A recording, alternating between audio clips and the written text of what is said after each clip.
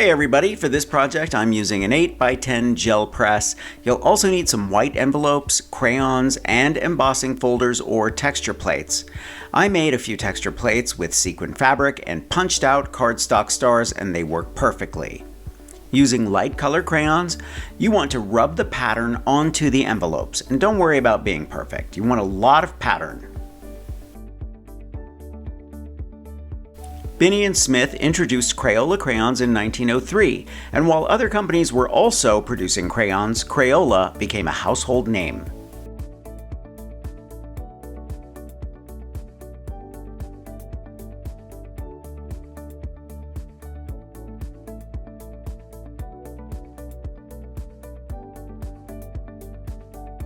You can also use clear wax instead of crayons if you have it. I like the look of both for this project.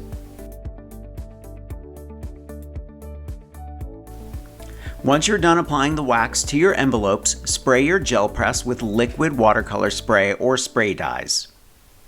Press the envelopes onto the gel press and then wipe off the excess with a paper towel.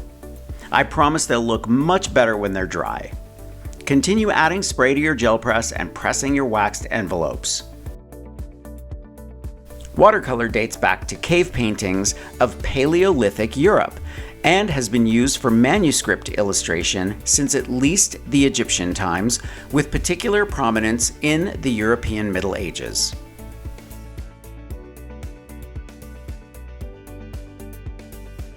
I really like the look of the clear wax.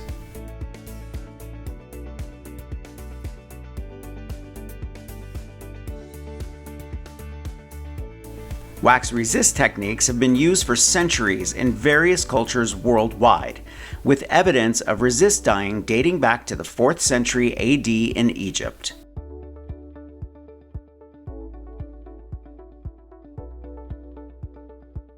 When these are all dry, you are going to have some amazing envelopes to use in your Happy Mail. Make sure to let me know what you think in the comments, okay?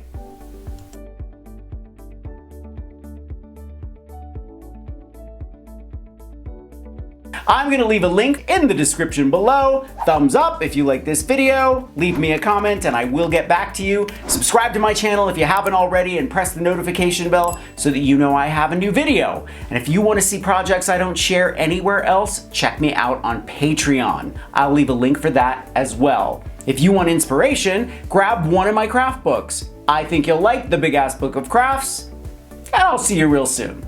Bye everybody.